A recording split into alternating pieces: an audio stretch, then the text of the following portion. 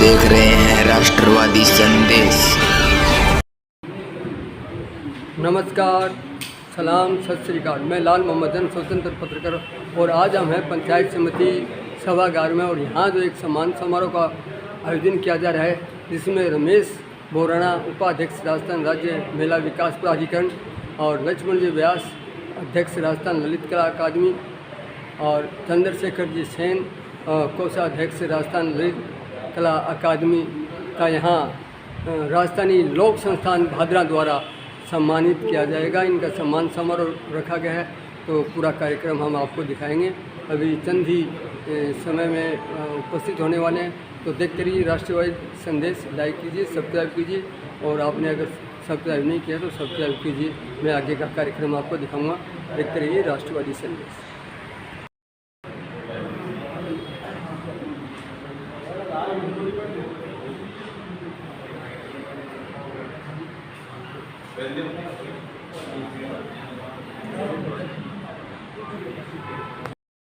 आज हमारे बीच रमेश जी बोराना, उपाध्यक्ष राजस्थान राज्य महिला प्राधिकरण, और लक्ष्मण जी व्यास, अध्यक्ष राजस्थान ललित कला अकादमी, और चंद्रशेखर जी सेन, कोषाध्यक्ष राजस्थान ललित कला अकादमी।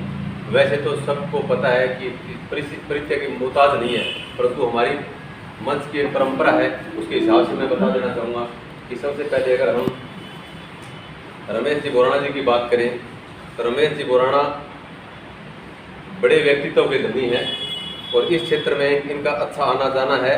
आज से लगभग 5 साल पहले भी ये रण सिंह इंदिरावती स्वर्ण फाउंडेशन के कार्यक्रम में यहाँ आए थे, तो मेरा पहली बार आपसे मिलना हुआ था, और मेरे जैसे कई साथियों से पहली बार मिलना हुआ था, जैसे वीरेंद्र जी है और है। और जो व्यक्ति आपके संपर्क में आए, हम गोगामेड़ी भी घूम कर आए थे, और उनके 5 साल बाद में जब पहली बार जवाहर कला केंद्र में थोड़ा दिन पहले आपसे मिला था, तो वो स्मृतियाँ आपके पास अब भी सेव थी, वो सारी बातें आपके साथ सेव थी। हर फंक्शन में, तीज त्यौहार, होली, दीपावली, कोई कार्यक्रम हो, उसमें आपके बधाई संदेश वगैरह, शुभकामनाएं, किसी व्यक्ति को छोटा बड़ा बिल्कुल समान, मतलब जिसके पास संपर्क बढ़ाते हैं, अच्छे व्यवहारिक आदमी है। और वर्तमान में आप राजस्थान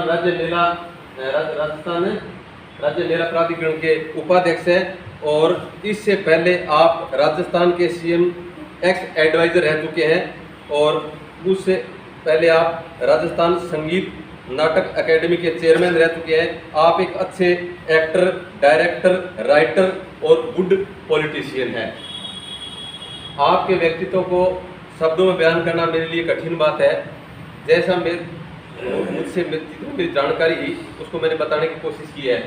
हमारे पास दूसरा व्यक्तित्व है लक्ष्मण जी व्यास। लक्ष्मण जी व्यास भी किसी परिचय का मोहताज नहीं है। वर्तमान में आप ललित कला अकादमी के अध्यक्ष हैं, राज्य मंत्री का दर्जा है, बोराना जी को राज्य मंत्री का दर्जा है, और आप 300 से ज़्यादा मूर्तियां बना चुके हैं। आपने राजस्थान यूनिवर्सिटी में मूर्ति कला में ग्रेजुएशन की डिग्री हासिल की है, और हमारे नए संसद भवन पर बने अशोक स्तंभ, जो बहुत चर्चित है, आपने ही बनाया है। आपको जैसा दिशा निर्देश और मार्गदर्शन मिला, आपने हूबहू वैसा उकेरा है जैसा आपको दिशा निर्देशन मिला था।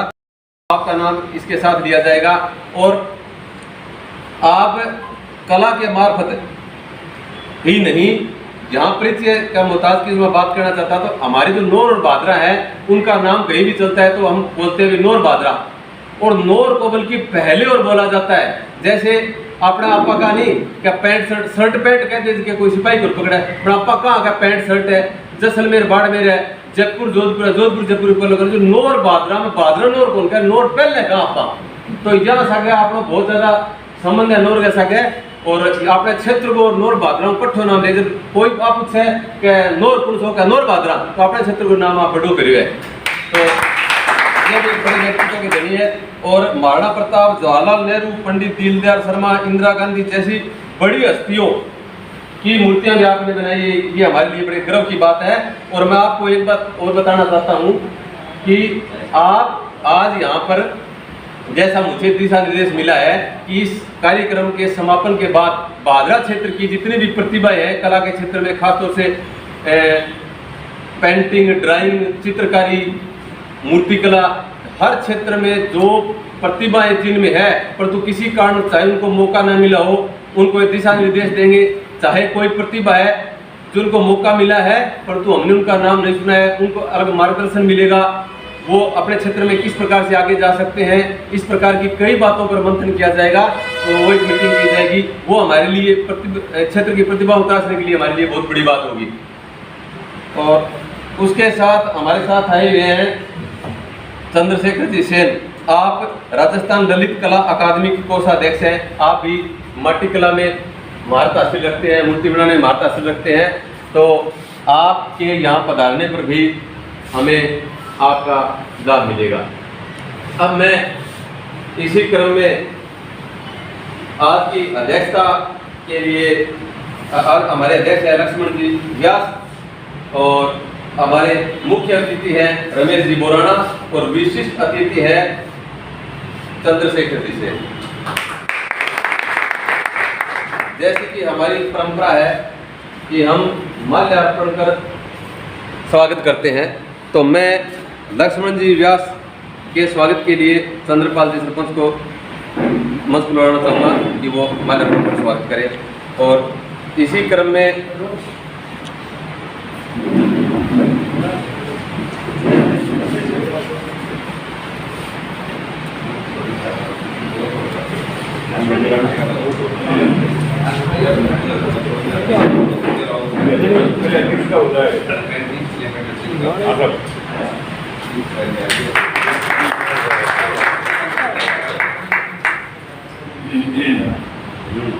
हमारे मुख्य अतिथि महोदय रमेश जी बोराना का स्वागत करेंगे। पवन जी शर्मा मीटिंग जगह पवन शर्मा से निवेदन करूँगा कि वो माल्यार्पण कर रमेश जी बोराना का स्वागत करें।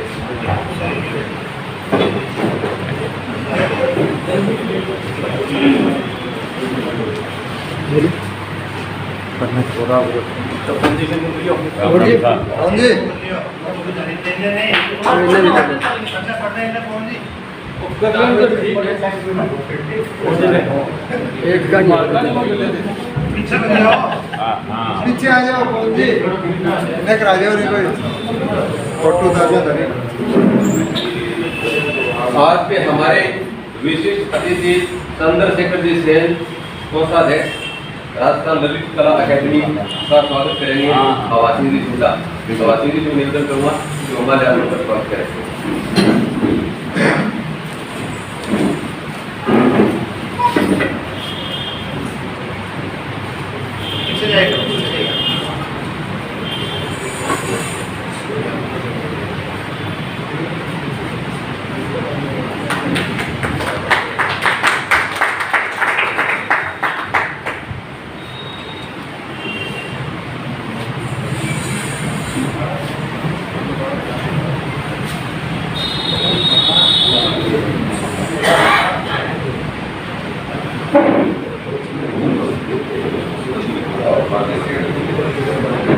हमारे अध्यक्ष महोदय का साफा पहनाकर और शॉल उड़ाकर सम्मानित करेंगे भरत जी ओड़ा, कुलदीप जी बैन जी, मदन जी जांगीड़ और विजय सिंह जी सांगला संयुक्त रूप से आगे। भरत जी ओड़ा, कुलदीप जी बैन जी, मदन जी जांगीड़, विजय जी सांगला।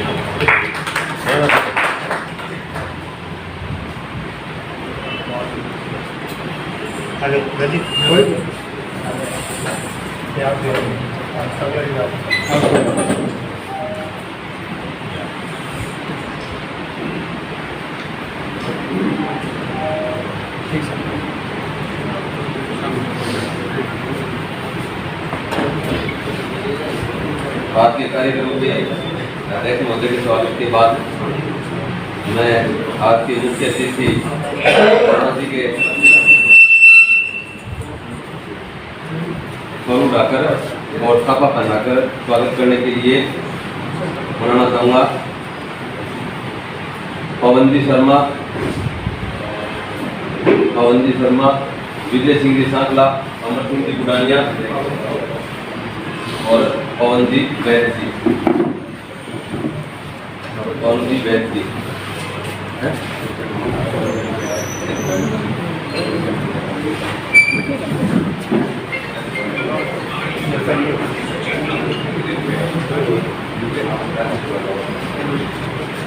वो अंदर बनाओ, यूँ नहीं, कॉपी नहीं पूरा। हाँ, अगर मैं यूँ नहीं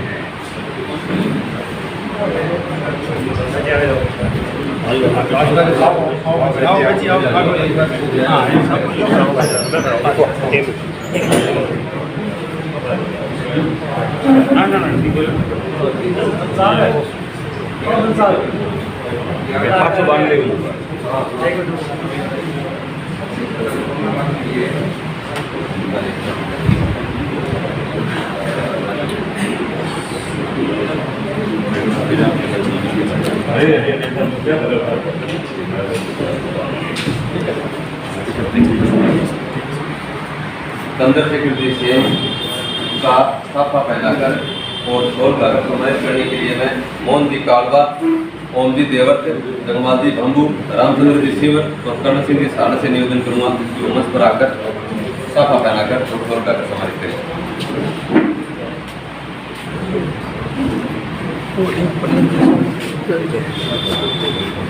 पीछे चल जाओ ना। अच्छा। हाँ,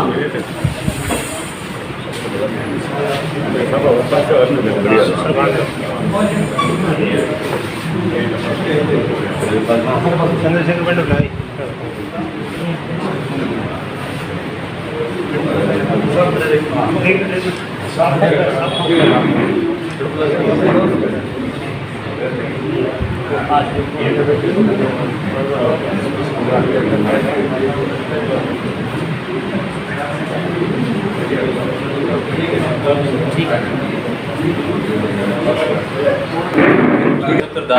राजस्थानी लोक संस्थान के प्रदेश अध्यक्ष वरिष्ठ साहित्यकार डॉक्टर भरतवाड़ा से मैं निवेदन करूंगा कि वो मंच पर आए और स्वागत उद्बोधन भाषण दे श्री भरतवाड़ा जी।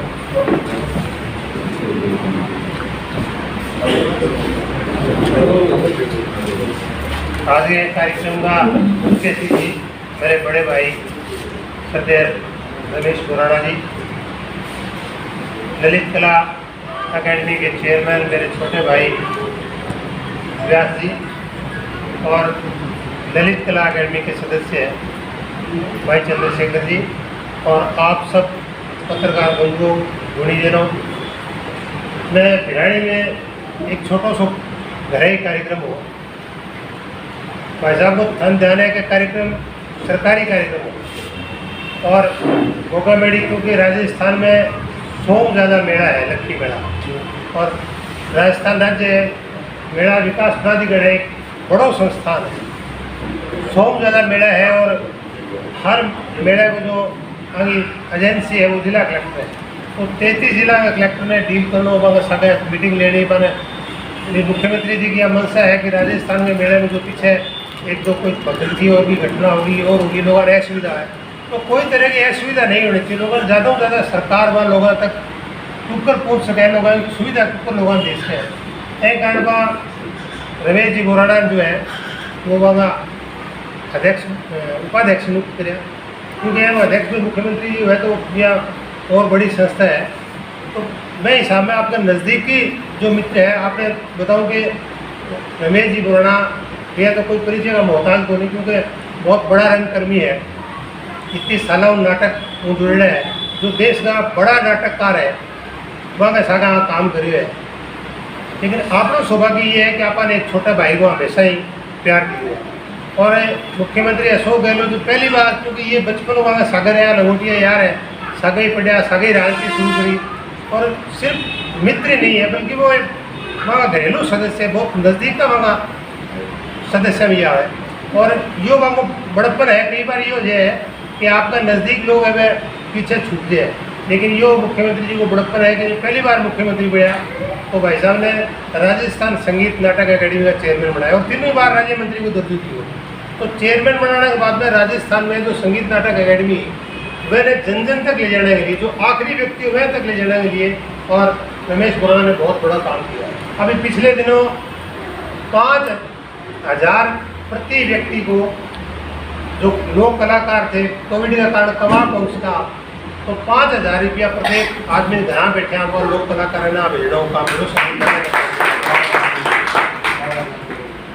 12,000 लोगों को 5,000 भी फार्म भर के भेजो कि मैं लोक कलाकार हूँ।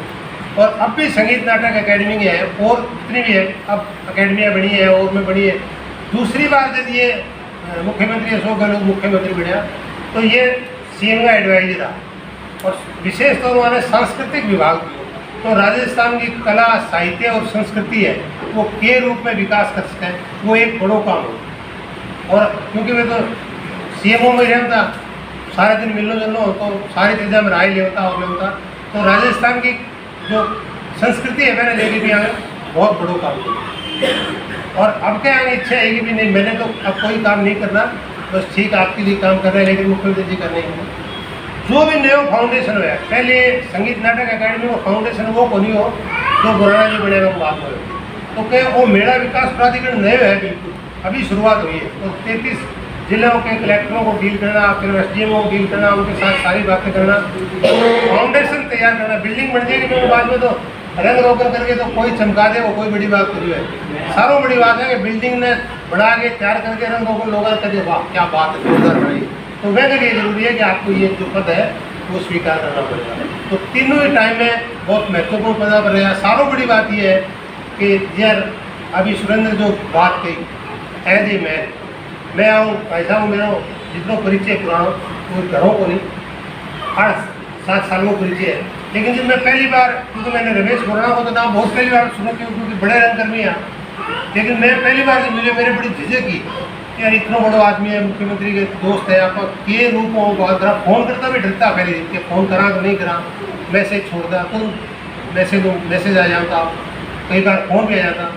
यानी सबसे बड़ी बात यह है कि राजनीति में इतना सरल आदमी हो आज के टाइम में बहुत मुश्किल है, इतना निर्मल आदमी हो बहुत मुश्किल है। और आई बात है जहाँ अभी सुरेंद्र जो बात करने लग रहा कि 5 साल पहले जो इंदिरावती रण सिंह स्वर्ण फाउंडेशन है, हमारा भाई साहब बैठे हैं रामचंद्र जी सिंह, मेरे मामा बेटा भाई है, वह टाइम भी मिला सुरेंद्र के साथ हमारे जगतपाल के साथ हमें थोड़ा संपर्क हो गया। मैं बाद में फ़ोन के ऊपर या व्हाट्सएप के ऊपर जो है, हालांकि बहुत बिजी रहे, लेकिन फिर भी कोशिश रहे कि वो आदमियों ने अपना साथ संपर्क जो है वो लगातार बढ़ा रहे।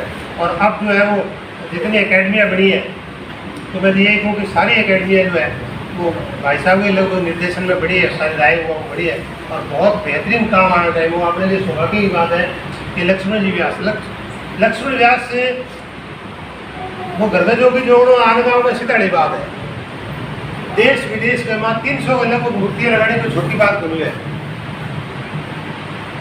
विदेशों में लक्ष्मण व्यास की मूर्तियाँ हैं। भारत को जो दिल्ली में जो एयरपोर्ट है, मैं एयरपोर्ट पर भी लक्ष्मण व्यास की मूर्तियाँ हैं। अपने गोगामेड़ी को जो कनौर में है, वो कनौर में वो जो घोड़ा है गोगा जी को, वो भी लक्ष्मण व्यास की तैयार बड़े स्तर को काम कर रहे हैं। और अब वो जो 33 फुट ऊँचा है, कितने लक्ष्मण 21 फुट में ऊँचा है और रात में 2-2 बजे आपके स्टूडियो में काम करता है। और वो इतना ऊँचा जो अशोक स्तंभ बड़े हैं, टुकड़ा टुकड़ा बनाएगा, अलग अलग टुकड़ा बना के तैयार करिए।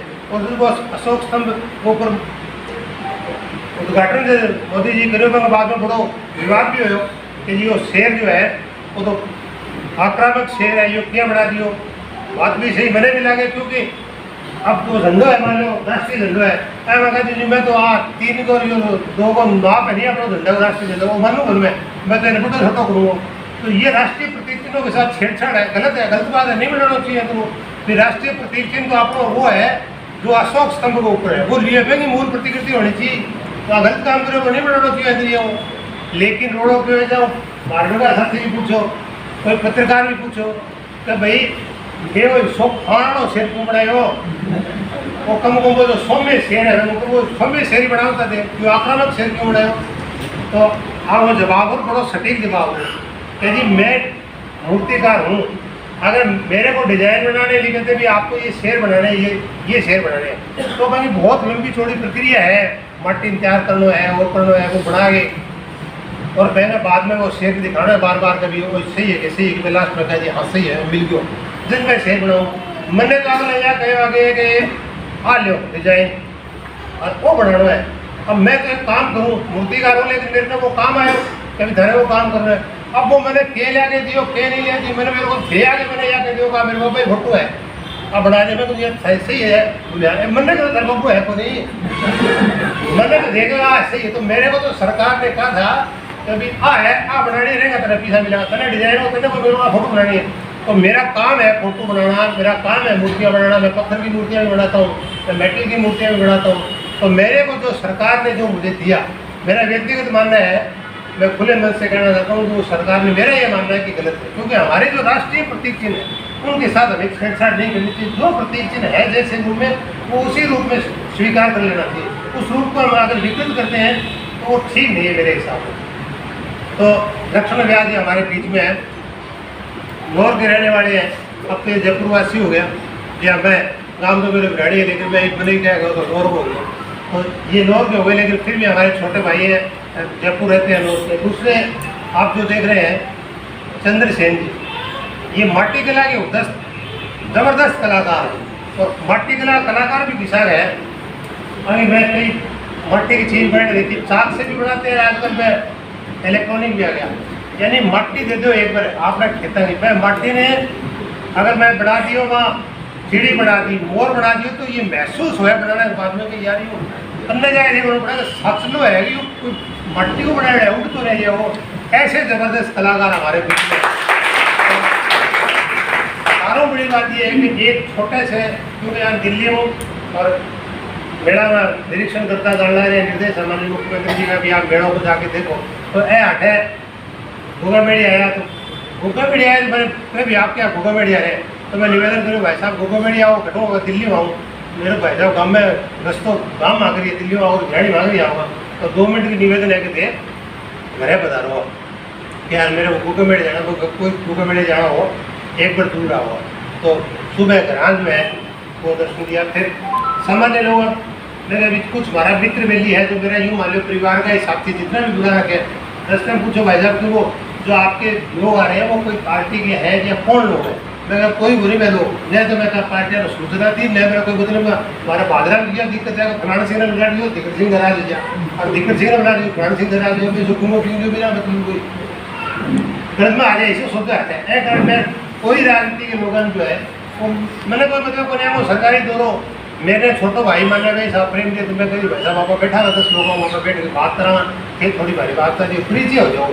तो ये सारे जो लोग बैठे हैं यहाँ, ये सारे मेरे भाई बंधु हैं, मेरे परिचित हैं, मेरे शिक्षक साथी हैं, मेरे कर्मचारी साथी हैं, मेरे पत्रकार साथी हैं, वो सारे मेरे परिवार के लोग यहाँ हैं। कोई ना तो राजनेता है ना कोई और है, जो भी कोई राजनीतिक पार्टी से जुड़ा हुआ है तो वो राजनीतिक पार्टी के रूप में नहीं है, वो जुड़ा है, वो मेरा व्यक्तिगत सारा का सारा मामला है। जितने शिक्षक साथी हैं जो भी मेरे गाँव के भी हैं, जो भी जितने भी हैं जो दिखाई दे रहे हैं, वो सारे मेरे अपने व्यक्तिगत जो जिनसे संपर्क है वो मेरे साथी हैं। तो एक छोटे से निवेदन पर आप आया और फिर लास्ट में मेरी बात एक लंबी हो जाएगी कि आपने कहावत है नहीं बोले दिल्ली बड़ साहब होती है, वही बात है।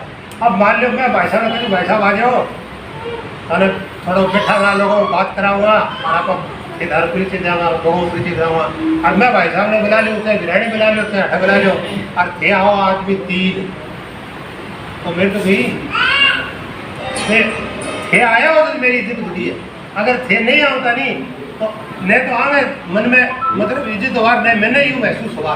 तो वो जो प्रेम थे मेरे जीवन ही मैंने मैं धन्यवाद कहेंगे या आभार प्रकट करके वो जो ऋण नहीं था मेरे पर, वो ऋण मैं तारण को जाऊँ या उम्मीद करूँ वो सौ ऋण थे, मैंने हर बार मैंने वो कर्ज जब भी मैं थाना याद करूँ और कर्ज मेरे पर चढ़ावता रहूँगा, क्योंकि चढ़ाऊंगा नहीं यदि मैंने ताकत मिलेगी, नहीं तो मेरी क्या ताकत है तो मैं बिराड़ी में 50-100 लोग भेड़ा करके और बात कर लूँ, बादरा 50-100 लोग भेड़ा करके बात कर लूँ, नोर में 50-100 लोग भेड़ा करके बात कर लूँ, हनुमानगढ़ में 50-100 लोग भेड़ा करके बात कर लूँ।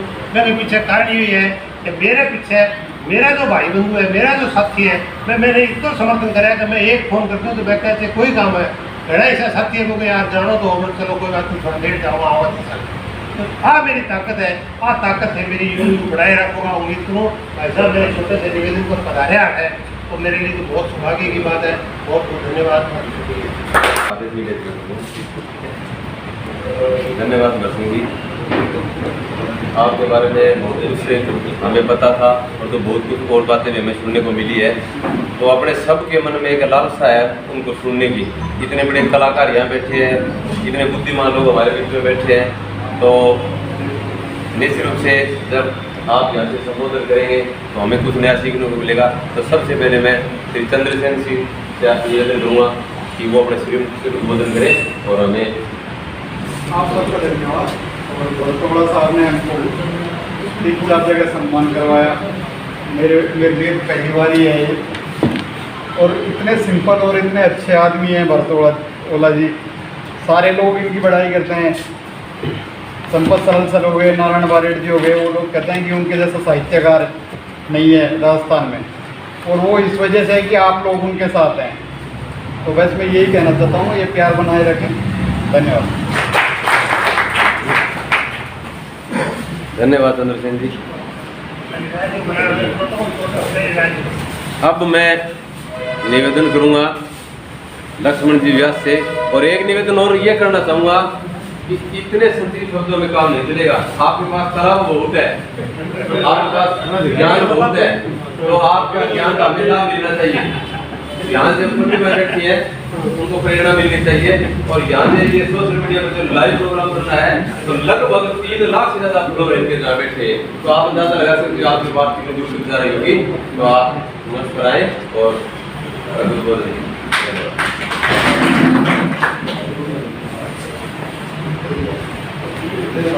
सम्मानित मंच आदरणीय मेरे रमेश खुराना जी, भरतोड़ा जी, चंद्रशेखर जी, पत्रकार बंधुओं, गुरुजनों, साथियों, सबसे पहले तो मैं आप सबका आभार व्यक्त करता हूँ, आपने हमें यहाँ आने का मौका दिया। अब आपको मैं ये बताऊँ कि राजस्थान के लोकप्रिय मुख्यमंत्री अशोक गहलोत जी ने नौर भाद्रा को, जो यहाँ पे ज़्यादा ध्यान नहीं दिया जाता है कि लोग यहाँ से भी इन्होंने प्रतिभा निकाल के और मुझे राजस्थान ललित कला अकादमी का चेयरमैन बनाया।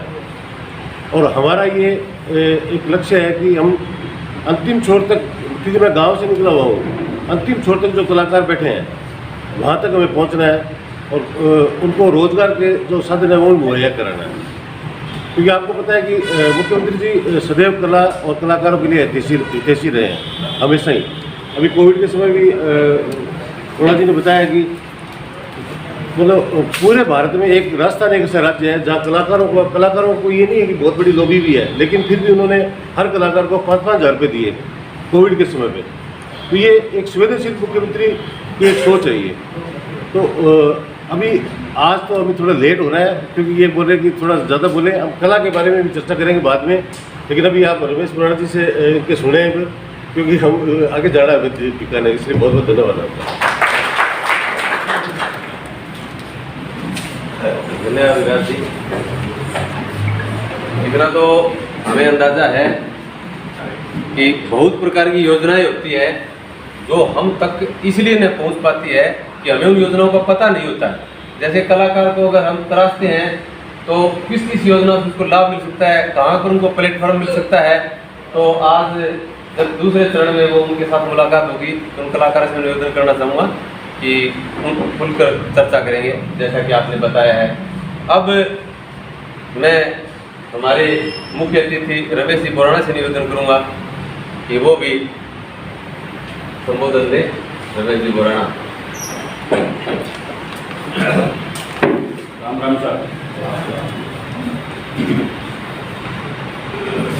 आज के समारोह के अध्यक्ष, राजस्थान ललित कला अकादमी के अध्यक्ष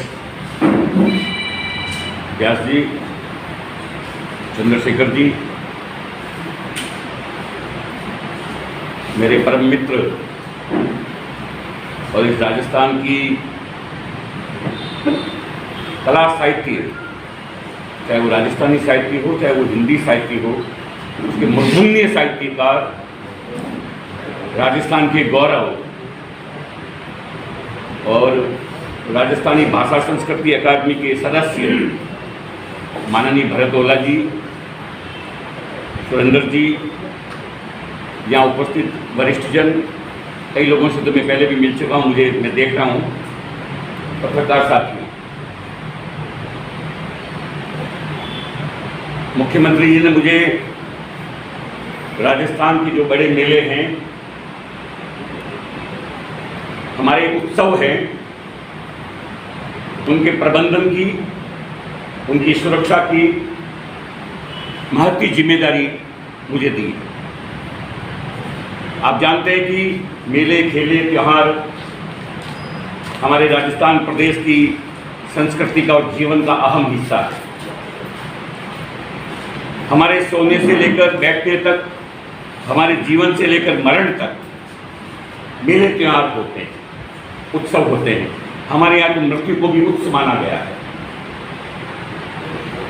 इसलिए जीवन के इस महत्वपूर्ण आयोजन को मुख्यमंत्री जी ने गंभीरता से लेते हुए, जब वो पहले मुख्यमंत्री थे तो 2011 में उन्होंने मेला प्राधिकरण का गठन किया था। फिर वसुंधरा जी आई तो उन्होंने मेला प्राधिकरण को बंद कर दिया कि नहीं, ये फालतू काम, कोई मतलब नहीं है। फिर मुख्यमंत्री जी ने इसको वापस शुरू किया। आपने देखा होगा कि जोधपुर मैदानगढ़ किले में नवरात्रि दर्शन के दौरान 200 से अधिक लोगों की मृत्यु हो गई थी भगदड़ से। केरल में मेले में भगदड़ मचने से 150 लोगों की मृत्यु हो गई। इस तरह से देश के अनेक हिस्सों में, चाहे हम हरिद्वार जाएं और कहीं जाएं, तो कुंभ के मेलों में भी भगदड़ मच जाती है। तो ये वहाँ की सरकार की सोच के ऊपर निर्भर करता है कि मेले का प्रबंधन कैसा हो, सुव्यवस्थित हो। आम व्यक्ति, श्रद्धालु, भक्तजन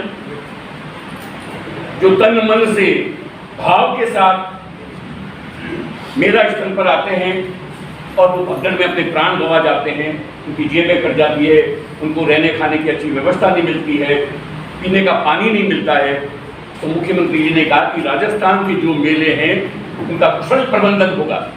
और इसलिए उन्होंने एक मेले प्राधिकरण का गठन किया और ये एक सुपर पावर के साथ गठित मेला प्राधिकरण है।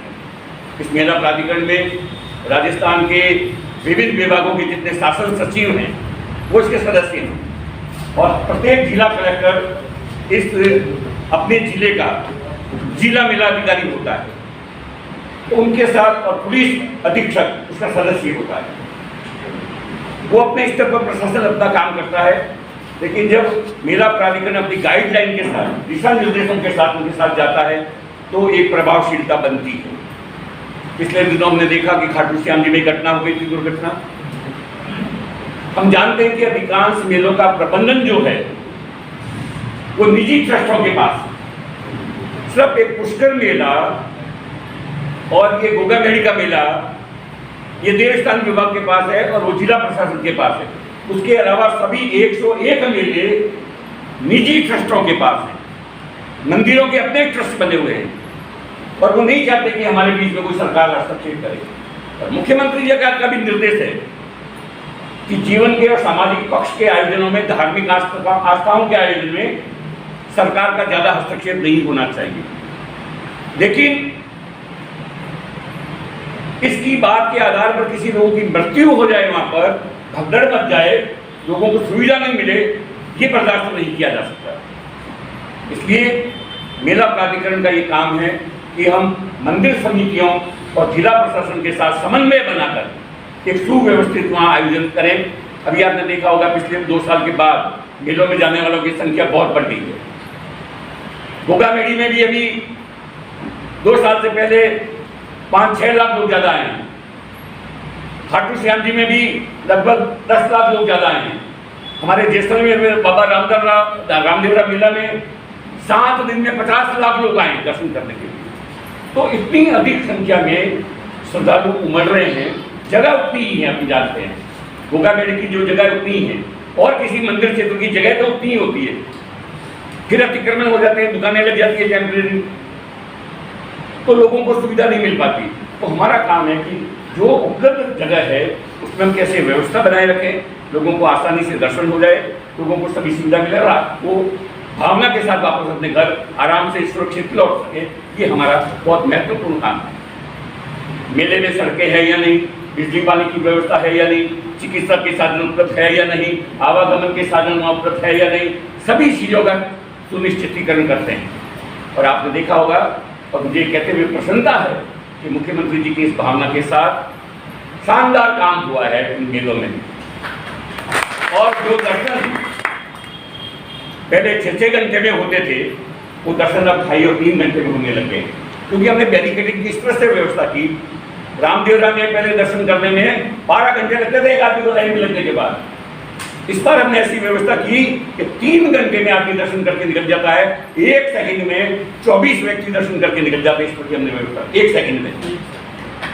तो ये मैनेजमेंट जब हम कर पाते हैं तो सभी लोग जो धक्का मुक्का पसीना जेब कटिंग वो छेड़छाड़ दुनिया भर के काम होते हैं, क्योंकि मेले में सब तरह के लोग आते हैं और भीड़ का अपना एक मनोविज्ञान होता है। तो ये काम तो हम कर ही रहे हैं। साथ ही मैं इतना आपसे निवेदन करना चाहता हूँ कि राजस्थान के लोकप्रिय यशस्वी मुख्यमंत्री ने जो योजनाएं विकास की राजस्थान में चला रखी है, मेरे ख्याल से आप सब लोग इससे बहुत ज़्यादा वाकिफ हैं। राजस्थान भाग्यशाली प्रदेश है कि ऐसा गांधीवादी विकासवादी और सहज सरल मुख्यमंत्री राजस्थान को मिला। आगरा और लाहौर को लेकर बहुत सारी योजनाएं उन्होंने हाथ में ली, काम भी हुआ है यहाँ पर। ये नहर जो देख रहे थे, ये भी जब मैं आया था राजीव गांधी और सोनिया जी को, तब आपकी नहर का यहाँ उद्घाटन हुआ था।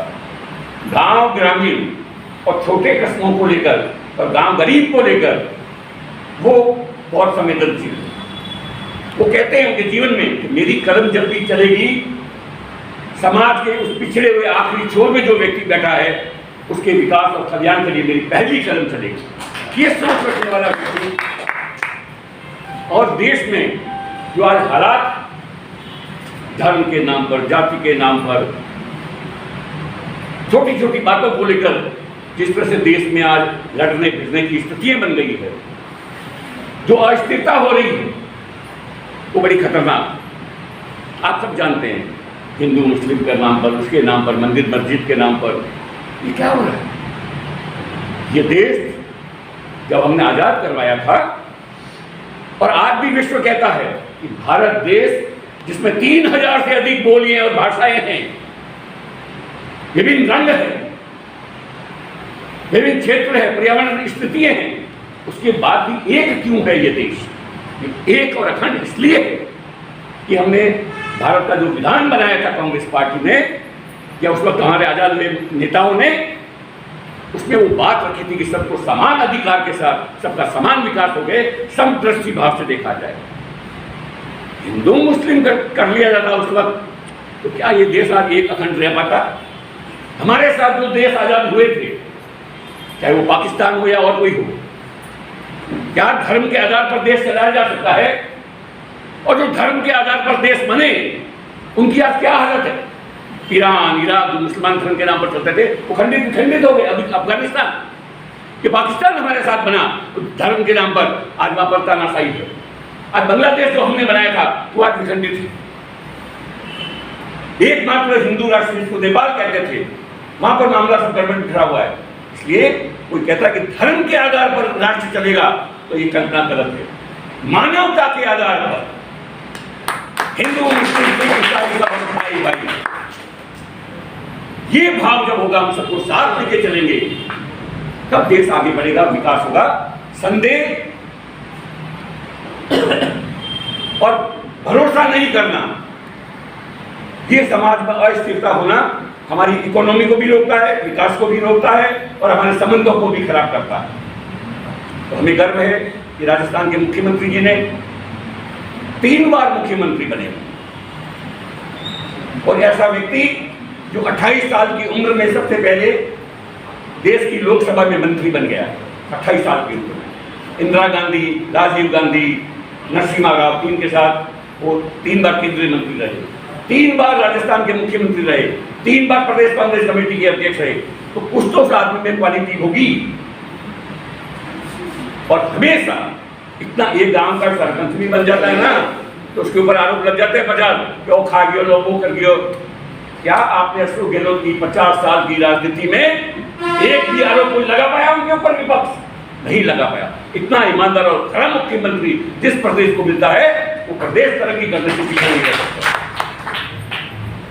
पक्ष विपक्ष हो सकता है, तो कहते हैं कि हमारी किसी पार्टी से लड़ाई नहीं है, किसी व्यक्ति से लड़ाई नहीं है, हमारी लड़ाई विचारधाराओं, वो विचारधारा जो देश को एक अखंड मजबूत रख सके, वो विचारधारा को हमको लेकर चलना है। मैं सोचता हूँ कि आप सब लोग मुझे मिलने का अवसर मिला और मुख्यमंत्री जी की विशेष रूप से चिरंजीवी जो योजना है उसको आप जरूर फॉलो करें, जिसमें 10 लाख रुपए का इलाज का बीमा प्रत्येक व्यक्ति का, और उसके बाद दुर्घटना का 5 लाख का बीमा। ऐसी देश में नहीं विदेश में भी कई योजना इस प्रकार की सामाजिक सुरक्षा की योजना लागू नहीं हुई।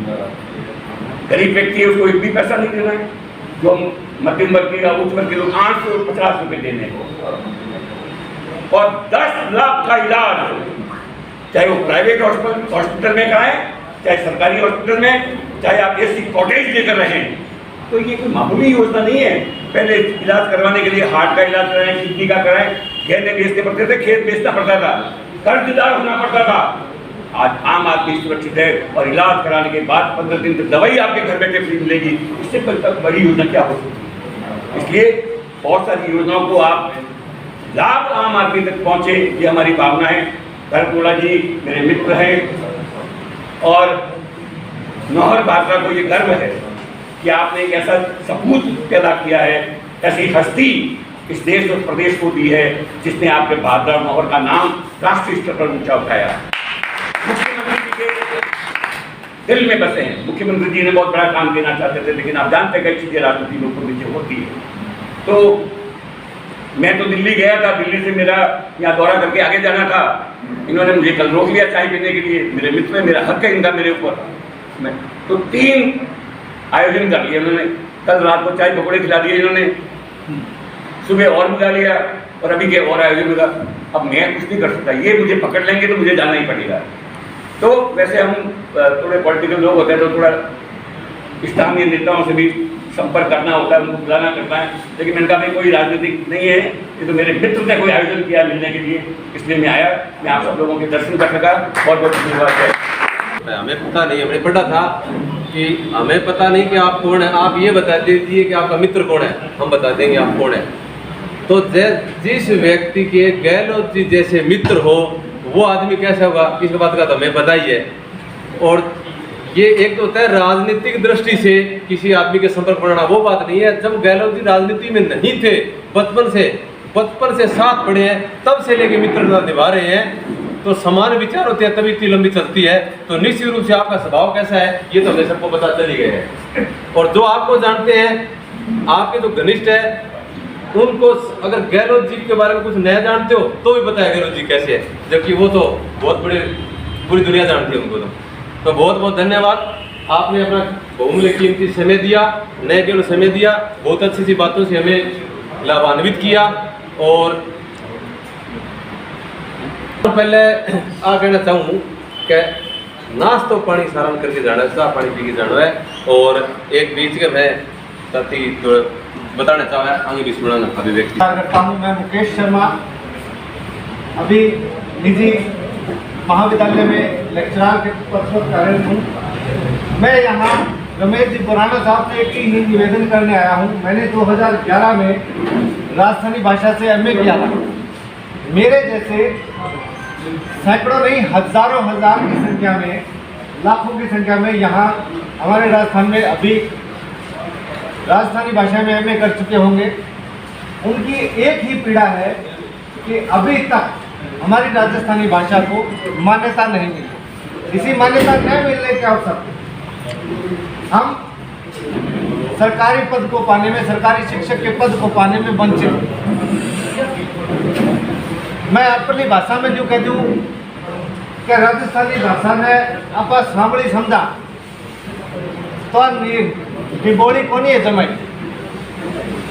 अपना अठाइयों हो रहे है कि खावा पिए खसमरो और गीत गावे भिराना। राजस्थानी भाषा का जो मान सम्मान होना चाहिए वो अभी तक नहीं मिला है। मैं मूल रूप से निवेदन यही करना चाहूँगा हमारे यशस्वी मुख्यमंत्री साहब से, रमेश जी पुराना साहब के मार्फत से, कि आप जल्द से जल्द राजस्थानी भाषा को मान्यता दिलाने का प्रयास करें। इससे हम जैसे नवयुवकों को सरकारी सेवा में एक अध्यापक के पद पर पहुंचने का सुअवसर प्राप्त हो। धन्यवाद। कार्यक्रम सम्मान समारोह जो है सौजन्य से श्री राजस्थान लोक संस्थान द्वारा, जो रमेश बोरान राजस्थान राज्य मेला प्राधिकरण के उपाध्यक्ष तथा लक्ष्मण जी व्यास जो हमारे नौर के निवासी हैं और ये अध्यक्ष हैं राजस्थान ललित कला अकादमी के, और चंद्रशेखर जी सेन जो है कोषाध्यक्ष राजस्थान ललित कला अकादमी के, इनका सम्मान समारोह हुआ और यहाँ बढ़िया कार्यक्रम हुआ। तो देखते रहिए राष्ट्रवादी संदेश, लाइक कीजिए, सब्सक्राइब कीजिए। मैं लाल मोहम्मद जन, स्वतंत्र पत्रकार, फिर नए समाचारों के साथ आपसे मिलूँगा। जय हिंद, जय भारत।